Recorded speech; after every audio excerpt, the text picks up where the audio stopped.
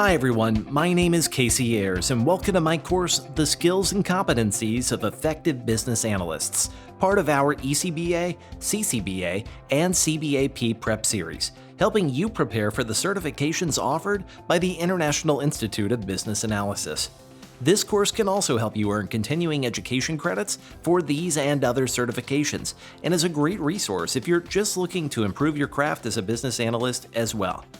Business analysis efforts create tremendous value for organizations of all kinds and sizes, but ensuring this value is actually achieved requires analysts to exhibit a variety of skills, allowing them to fulfill this unique role. In this course, we're going to focus on these skills, discussing the analytical, creative, business, communication, leadership, teamwork, and technical skills effective business analysts rely on, as well as the behavioral traits that allow analysts to effectively work with stakeholders.